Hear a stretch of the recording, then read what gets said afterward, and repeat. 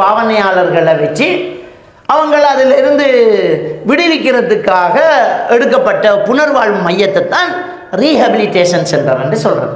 அதில் இப்போ ஒரு மாணவி இருந்துக்கிட்டு இருக்கிறான். சர்வசாதாரண ஒரு 15 வயசு ஒரு மாணவி இப்போ அந்த ரீஹபிலிட்டேஷன் சென்டரில் இருக்கிறான். அவருக்கு என்ன நடந்த அப்படின்னு சொன்னால், ஃபோன் அம்மாமார் காசில் கையில் கொடுத்துட்டாங்க. ஜூம் கிளாஸ் என்று ஃபோன் வந்துட்டு, அதுவும் ஒரு போதை தான். அதை பற்றி நம்ம பேசுகிறதுக்கு இருக்கிறது.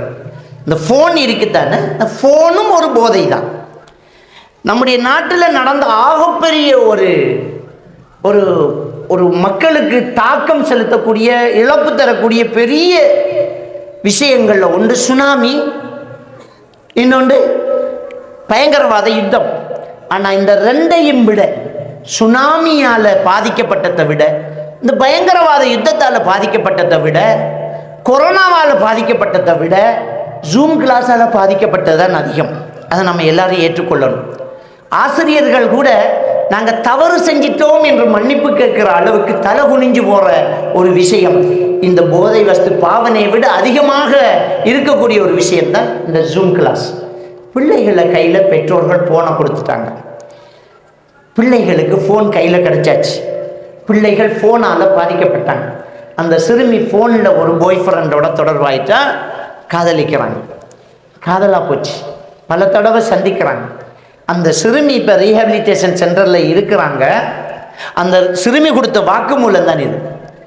அந்த பிள்ளை என்ன சொல்லுதுன்னா, இவன் காதலிக்க தொடங்கினவன் ஸ்வீட் சாக்லேட் இதுதான் எனக்கு தருவான்.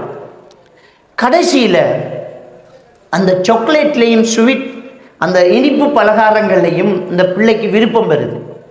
கடைசியில் அவங்களுக்குள்ள ஒரு சண்டை வருது. என்ன சண்டைன்னா, எனக்கு அந்த ஸ்வீட் தேவை, அந்த பலகாரம் தேவைங்கிறது அந்த பிள்ளை சொல்லக்கூடியது. கொஞ்ச நாளையில் அது தேவைன்னு சொல்லுது. அவன் ஒரு ரிக்வெஸ்ட் வைக்கலாம், உனக்கு இதை நான் தருவேன், இலவசமாக தருவேன், ஆனால் நீ இன்னும் பிள்ளைகளுக்கு இதை ஃப்ரீயாக கொடுக்கணும் அப்படிங்கிறான். அப்போ இந்த பிள்ளைக்கு இலவசமாக கிடைக்கணும் என்றால் அது 4 பேருக்கு கொடுக்கணும். அப்போ இந்த பிள்ளை என்ன செய்யுதுன்னு சொன்னால், இன்னும் அதில் கூட்டாளிமாருக்கெல்லாம் இதை ஃப்ரீயாக கொடுக்குது. நல்லா இருக்கணுண்டி, திண்டு பாரி, தின்னு, நல்லா இருக்குன்னு கொடுக்குறாங்க. இந்த பிள்ளைகளும் இதை சாப்பிடுது. இந்த சாப்பிட்டோன்னா அந்த பிள்ளைகளுக்கு இது தேவைப்படுது. தேவைப்பட்டா இது எங்கே கிடைக்கும்? இன்னார்கிட்ட இருக்கும். இப்போ மத்தாக்கள் காசுக்கு வென்றாங்க. இவனுடைய காதலி மட்டும் இலவசமாக சாப்பிட்டுக்கிறான். இவனுடைய நோக்கம் அந்த பிள்ளையை காதலிக்கிறது இல்லை. இப்படி அவனுக்கு சில காதலிகள் இருக்கிறாங்க. அந்த காதலிகள் மூலமாக இந்த வியாபாரம் நடந்துக்கிட்டே இருக்குது. அதாவது போதைப் பொருளைத்தான் இந்த சாக்லேட்டில், இந்த ஸ்வீட்டில் கலந்து கொடுப்பாங்க. இந்த போதைப் பொருளில் வேலை என்னன்னு சொன்னால், இந்த போதைப் பொருளை பாவித்த உடனே நம்முடைய மூளையில் டோபமைன்ங்கிற ஹோமோன் அதிகமாக சுரக்கும். நம்முடைய மூளையில் பல ஹோமோன்கள் சுரந்துக்கிட்டு இருக்குது.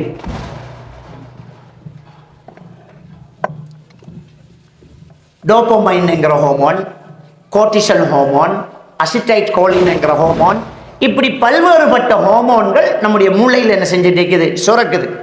இந்த டோபமைன் ஹோமோன் எதுக்கு சுரக்கும் என்றால், நம்ம ரொம்ப சந்தோஷமாக இருக்கிறதுக்கு தான் அந்த ஹோமோன் சுரக்கும். நமக்கு கல்யாணம் நடக்குது, நமக்கு ஒரு வியாபாரம் நல்ல லாபத்தை தருது, நமக்கு ஏதோ ஒரு பெரிய ஒரு ஹாப்பியான ஒரு விஷயம் நடக்குது என்றால் மூளையில் அந்த ஹோமோன் சுரக்கும். ரொம்ப சந்தோஷமாக இருப்போம். அவங்களுடைய முகத்தில் மாற்றம் பெறும். நாங்கள் கண்டாலே கேட்போம், என்னடா முகத்தை பார்த்தா ரொம்ப செழிப்பாக இருக்கிற, ஏதோ ஒரு சிறப்பாக நடந்திருக்கு போல இருக்குது, என்னடா என்ன விசேஷம் அப்படின்னு கேட்போம். முகத்தை பார்த்து என்ன விசேஷம் என்று கேட்போம். அந்த முகத்திலேயே தெரியும் டோபமைன் ஹோமோன் கூடி இருக்குது. காரணத்தோடு சுரந்தால் அது சாதாரணமானது, காரணமே இல்லாமல் சுரந்தால் அது அசாதாரணமானது. ஒருத்தன் ஒரு நகைச்சுவைக்காக சிரித்தால் அவன் நல்லவன், ஒன்றுமே இல்லாமல் ஒருத்தன் தனியே சிரித்தால் அவன் மனநோயாளர், அவன் பைத்தியகாரன். அப்போ இந்த டோபமைன் ஹோமோன் என்ன செய்யும் என்றால் சுரக்கும். சுரந்தால் அவனுக்கு திரும்ப அது தேவைப்படும். ஒரு 2-3 தடவை ஒரே போதை வஸ்து ஒரு ஆளுக்கு திரும்ப திரும்ப கொடுக்கப்படும் போது அதே நேரத்துக்கு அந்த போதை வஸ்து பாவனை இந்த உடம்பு கேட்கும். அந்த உடம்பு முழுக்க அது தேவைப்படும். இந்த முழு உடம்புலையும் அந்த மூளையில் ஹைப்போதலம்ஸ் என்ற பகுதி அந்த உணர்வை கடத்தும். எனக்கு அந்த ஹோமோன் சுரக்கணுங்கிற தேவையை உருவாக்கும். இவன் அதை கொடுக்கல் என்றால் உடம்பெல்லாம் வலிக்கும், உடம்பு முழுக்க வலிக்கும், ரொம்ப அவதியா இருப்பான், அவதிப்படுவான், பதறி திரிவான். அதற்காக அதை பாவிக்க வேண்டிய ஒரு சூழ்நிலை வரும். அதை பாவிச்சே ஆகணும். அதை பாவிக்கிறதுக்காக எதை வேணுமென்றாலும் இழப்பான். அந்த ஹோமோன் அந்த அந்த டோபமைன் வரணும் அப்படிங்கிறதுக்காக அந்த போதை வஸ்தை பாவிக்கணும். பாவிக்கிறதுக்கு என்ன வேணுமென்றாலும் செய்வான். இருக்கிறத விற்கிறதுக்கும் தயார். ஒரு ஆள் குறுக்க வந்தால் அந்த ஆளை கொலை செய்யறதுக்கும் தயார். பெட்டிகளவில் ஒருத்தன் தூள் பாவிக்கணும் காசு கேட்குறான். அலுமாரிக்குள்ளே காசு எடுக்க போகிறதுக்கு அம்மா தடுக்கிறா. அம்மாவை குறுக்க நிப்பாட்டி அதை தடுத்ததுனால அம்மாவை கொலை பண்ணிட்டான். தங்கச்சி வந்தால் தங்கச்சியும் கொலை பண்ணிட்டான். இடத்துக்கு போய் தூளை பாவிச்சுட்டு வந்து அவன் தூக்கில் தொங்குறான். இது இன்னும் நம்ம பெட்டிகளவில் நடந்த ஒரு விஷயம். அதே மாதிரி உங்களுக்கு நல்லா தெரியும், ஒரு 2-3 மாதத்துக்கு முன்னால் சொந்த அக்காவினுடைய சொந்த ராத்தாட பிள்ளைய காசத்தா இல்லாட்டி ஜன்னலால் தூக்கி போடுவேன் அப்படின்ட்டு ஒரு ஃப்ளட்டில் குடியிருக்கிற ஒரு வீட்டில் மேல் மாடியிலேருந்து காசை கொடுக்கல, பிள்ளைய தூக்கி போட்டான். அவ்வளோதான், ஆள்காலி. இது மாதிரி கொழும்பு ஜெனரல் ஹாஸ்பிட்டலில் ஓட்டில் பிள்ளைய வச்சுக்கிட்டு ஒருத்தி இருக்கிறா. அவசரத்துக்கு பாத்ரூம் போகிறா, வந்து பார்க்குறா, பிள்ளையோட கையை துண்டாக்கிட்டு காப்பு எடுத்துக்கு போய்க்கான். அந்த காப்பை வெட்டுற அளவுக்கு அவனுக்கு தலை மூளை வேலை செய்யலை. கலட்டி பார்க்குறான், விரல கையை வெட்டி விட்டான். அந்த பிள்ளையோட காப்புக்காக அவன் தூளுக்காக கையை வெட்டி விடுறான். அதே மாதிரி நம்ம பகுதியில் எவ்வளவோ நடந்துச்சு. எனக்கிட்ட ஒரு கிளைண்ட் வந்துச்சு, அக்கரைப்பத்து போலீஸில் இருந்து என்கிட்ட அனுப்பி வச்சாங்க. அங்கே வாப்பாக்காரன் வந்து என்ன சொல்கிறான் தெரியுமா, சார் பாத்ரூமுக்குள்ளே போய் பார்க்குறேன், கொமட்டை காணலைங்கிறான். கொமட்டை கொண்டு போய் வித்திருக்கிறான்.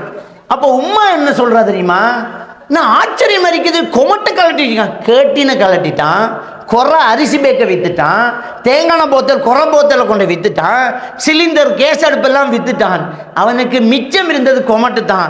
நாங்கள் நடுத்தருவுக்கு வர்ற அளவுக்கு போயிட்டு பக்கத்தில் இருக்கிற பள்ளி வாசலில் டொய்லெட் போடுற நிலைமையாக போச்சு. அப்படி என்று நம்ம பகுதியில் இப்படி வியாபாரம், அதாவது இதை வாங்குறதுக்கு ஆள் இருக்கு. இந்த தூள் விற்கிறவன் என்ன கொண்டாந்தாலும் வேண்டி எடுத்துறான். அவனுக்கிட்ட நிறைய ஜாமான் ஆக்கள் வேண்டிட்டு இருக்கிறாங்க. கோயில் ஜோக்கு, கேஸ் அடுப்பு, ரைஸ் குக்கரு, கேஸ் சிலிண்டரு, வீட்டில் உள்ள பெட்டு, கேட்டின் எல்லாம் இன்றைக்கி பழைய சாமான் அரை விலையில் நம்ம மக்கள் வேண்டிகிட்டு இருக்கிறாங்கன்னு சொன்னால் எல்லாம் தூளுக்காக விற்கப்பட்டது. நாடாங்கட மாதிரி இவன் வியாபாரம் பண்ணிட்டு இருக்கிறான். இந்த அளவுக்கு அந்த ஹோமோன் சுரக்கணும் அப்படின்னு சொன்னால் என்ன வேணுமென்றாலும் செய்வேன், அதை வேண்டித்தான் ஆகணும் அப்படிங்கிற ஒரு நிலம் உருவாகும். இதுதான் அந்த பிள்ளைகளுக்கு அதை எடிக்ட் ஆகுறது, பழக்கப்பட்டு போகிறது. அப்போ இதை என்ன செய்தண்டா அந்த பிள்ளைகள் பழகிட்டு இருக்கக்குள்ளதான் இவன் என்ன செய்யறான்னு சொன்னால் ஒரு கேஸில் பிடிபட்டுட்டான். இந்த பிள்ளைக்கு கொடுத்துக்கிட்டு இருந்தவன் இருக்கான் இல்லையா, அவன் ஒரு கேஸில் பிடிபட்டு உள்ளே போயிட்டான். போனால் இந்த பிள்ளைக்கு தூள் இந்த சாக்லேட் தேவை, சாக்லேட்டுண்டே ஆகணும். இந்த பிள்ளை துடிக்குது. இந்த பிள்ளை எடுத்து ஹாஸ்பிட்டல் போகிறாங்க. அங்கே போய் பார்த்தா இந்த பிள்ளை போதை வஸ்துக்கு எடிட். அந்த பிள்ளையை விசாரிச்சா இதுவரைக்கும் 12 பிள்ளைகள் இந்த பிள்ளைகிட்ட இருந்து சாக்லேட் வேண்ட பிள்ளைகள்.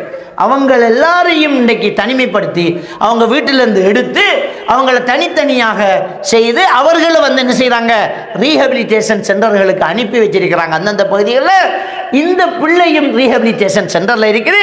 சம்பந்தப்பட்ட அந்த பாடசாலை அதிபரும் ஆசிரியர்களும் இது பற்றிய விழிப்புணர்வு ஊட்டப்பட்டிருக்கிறாங்க. இது மாதிரி எத்தனை ஸ்கூலில் இப்படி நடந்துட்டு இருக்குது அப்படிங்கிறது என்ன செய்யப்படலை, இது வரைக்கும் தெரியல. இது ஒரு இன்னைக்கு நடந்துக்கிட்டு இருக்கிற கேஸ் இது. அப்போ எந்த அளவுக்கு போகுதுன்னு பாருங்க. அதே மாதிரியாக என்கிட்ட இன்னொரு கிளைண்ட் வருது, கொஞ்சம் தூர பகுதியிலேருந்து ஒரு கிளைண்ட் வருது. பொம்பளை பிள்ளை தான், 9ஆம் ஆண்டு படிக்கக்கூடிய ஒரு பொம்பளை பிள்ளை. அந்த பிள்ளையை ஏன் கொண்டு வராங்க என்றால் ஜின் பிடிச்சிருக்கு அந்த பிள்ளைக்குன்னு தான் கூட்டிகிட்டு வராங்க. பேய் ஓட்டுறதுக்காக வேண்டி ஏதோ பைத்தியம் பிடிச்சி ஜின் வந்திருக்குது, பிள்ளைக்கு குறுக்கால வருகுது, ஜின் உருவம் தெரியுது என்று தான் கூட்டிகிட்டு வராங்க. அப்போ அந்த பிள்ளைகிட்ட கேட்டேன், கவுன்சிலிங் சென்டரில் அந்த பிள்ளையோட டேர்ன் வந்தோன்னா அந்த பிள்ளை வருது, பேரண்ட்ஸ் எல்லாம் வந்து நிற்கிறாங்க. என்னம்மான்னு கேட்டால் இந்த பிள்ளைக்கு ஜின் பிரச்சனை உண்டாயிருக்கு கொஞ்ச நாளாங்கிறாங்க. அம்மா அப்பாவுக்கு தெரியல என்னண்டு. பொதுவாக ஒரு காலத்தில் நம்மளும் அந்த பாகிஸ்தான் மௌலானா கிட்ட சிஷியனாக இருந்துக்கிட்டு இசிமசிமாக எழுதி பேய் பேரட்டினமே ஒரு காலம், அந்த நினப்பில் கூட்டிகிட்டு வந்தாங்களாக்கும். நம்மளை சொல்லுவாங்க பே விசாசன்றா அவர்கிட்ட கொண்டு போங்கம்பாங்க.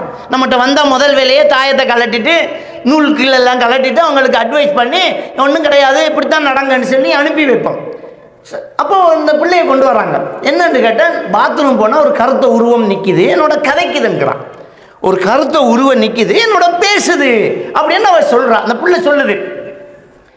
அப்போ இது ரெண்டு விஷயத்தில் இது வரும். இதை சொல்கிறது ஹலுசினேஷன் சொல்கிறது.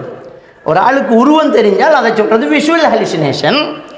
காதில் சத்தம் கேட்குது என்றால் அதை சொல்கிறது ஆடிட்டரி ஹலுசினேஷன் என்று சொல்கிறது. மொத்தத்தில் இது ஹலுசினேஷன். இந்த ஹலுசினேஷன் யாருக்கு ஏற்படும் என்றால், ஸ்கிசோப்ரினியா, பைபோலர் எஃபெக்டிவ் டிஸார்டர், இது போன்ற பாரிய மனநோயாளிகளுக்கு இது ஏற்படும். அப்போ அவங்களுக்கு சம்பந்தப்பட்ட டாக்டர்ஸ்மார், சைக்காட்ரிஸ்ட் டாக்டர்மார் மருந்து கொடுக்க வேண்டி வரும். ரெண்டாவது, இது போதை வஸ்து பாவனையாளர்களுக்கு ஏற்படும். ஏனென்றால் 3 விஷயத்துக்கு இந்த டோபமைன் ஹோமோன் சுரக்கும். ஒன்று, பாரிய மனநோயாளர்கள், அவங்களுக்கு இந்த ஹோமோன் சுரக்கும். போதை வஸ்து பாவனையாளர்கள், அவங்களுக்கு இந்த ஹோமோன் சுரக்கும். தொடர்ந்து போன் பாவிக்கிறார்கள், இவங்களுக்கு இந்த ஹோமோன் சுரக்கும். அதாவது இன்னைக்கு நிறைய மனநோயாளர்கள் நம்ம ஊருக்குள்ளே இருக்கிறாங்க. எப்படி மனநோயாளிகள் அடித்து சொல்லலாம். நம்ம போன் கூடுதலாக இந்த பிள்ளைகள் பார்த்துக்கிட்டு இருக்குது இல்லையா? தாய்மார்கள் விஷயம் தெரியாமல் சின்ன பிள்ளைகள் கையில் ஃபோனை கொடுக்கறது. அவன் கனாட்டுப்படுத்தாமல் இருக்கணும், நாம் சமைக்கணும்னா அந்த ஃபோனை கொடு, இதை பார்த்துக்கோன்றது.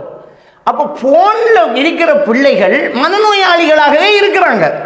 வெளியில் மற்ற வேலையெல்லாம் சரியாகத்தான் செய்வாங்க, ஃபோனில் மனநோயாளிகளாக இருக்கிறாங்க. நம்மளோட பிள்ளைகள் வீட்டில் ஃபோன் பாவிக்குது, அது மனநோயாளி ஆயிட்டா இல்லையான்னு நீங்கள் செக் பண்ணி பார்க்கலாம். எப்படி செக் பண்ணுறது தெரியுமா?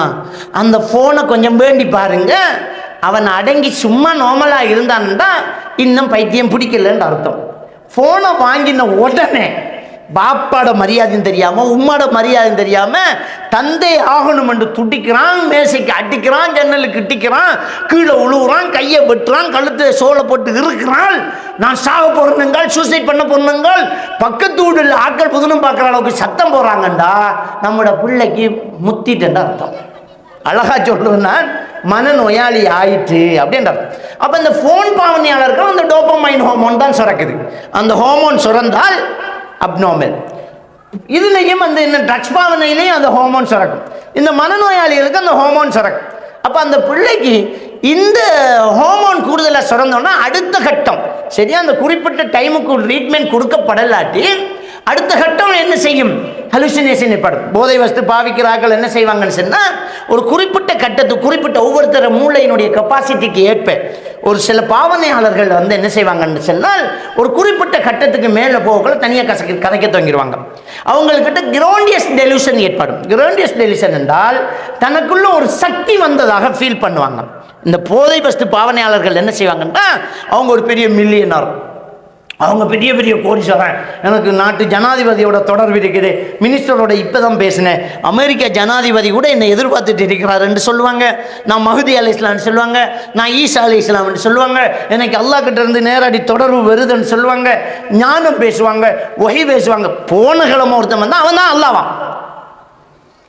போன கிழமை ஒருத்தன் கூட்டிக்காந்தாங்க, அல்லாவா அவன் தான். எனக்கு அல்லாவை நேரடியாக பார்க்குற பாக்கியமே கிடைச்சி பழகிட்டா. அவன் அல்லான்றான், அல்லவா சொல்றான், நான் தான் ரப்பி, நான் தான் எல்லாத்தையும் கருணை காட்டிக்கிட்டு இருக்கிறேன் அப்படிங்கிறான் அவன். எத்தனை ஈசா நபியை கண்டிக்கேன் தெரியுமா? நான் எத்தனை மஹதி அலி இஸ்லாத்தை பார்த்துருக்கேன் தெரியுமா? ஒரு பொம்பளைங்க, ஒரு பொம்பளை வரா, அவன் ஒரு எம்பிபிஎஸ் படித்து டாக்டர், அவன் ஒரு டாக்டர், ஒரு வெளிநாட்டு யூனிவர்சிட்டியில் படித்தவன், அங்கே தூள் பாவனைக்கு ஆளாயிட்டான்.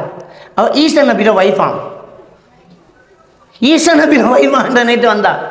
அப்போ எந்த அளவுக்கு இதனுடைய அந்த தாக்கம் இருக்குன்னு பாருங்க. கிரவுண்டியஸ் டெலிஷன் ஏற்படும். அப்போ அந்த பிள்ளைக்கு மூளையில் ஒரு உருவம் என்று பேசுது என்று தகவல் சொல்லுது. அப்போ நான் அந்த பிள்ளைகிட்ட வேறு வேறு சிம்டம்ஸ்கள் கேட்குறேன். அதாவது இந்த ஸ்கிசோப்ரினியாவுக்குரிய சில சிம்டம்ஸ்கள் இருக்குது, அது டெலியூஷனுக்குரிய சிம்டம்ஸ். அந்த சிம்டம்ஸ்களை கேட்குறேன், இப்படி இருக்குதா, இப்படி இருக்குதா, இப்படி இருக்குதா, இப்படி இருக்குதா, அதெல்லாம் கிடையாது. அப்போ அடுத்தது என்ன நினைக்க வேண்டியிருக்குது? இது போதை வஸ்து பாவனைக்குத்தானே வரும், இது பொம்பளை பிள்ளையாச்சே, இது எப்படி பாவிச்சிருக்கோன்னு நான் யோசிக்கிறேன். விளங்கிட்டான். நம்மளோட ஆக்களுக்கிட்ட போய் இதை சொன்னோன்னா ஐயோ ஜின்னோண்டு வருகுதுன்னு அதுக்கிட்ட போய் வார ஜின்னுக்கிட்ட எங்கட வீட்டுக்கு மென்னையாலும் இருக்காண்டு கொஞ்சம் பார்த்து செல்லுங்கண்டு பைத்தியாரனுக்கிட்ட பலன் கேட்குறேன்.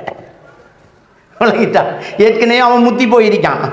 அவனுக்கிட்ட போய் இவங்க கையை நிட்டுற எங்களை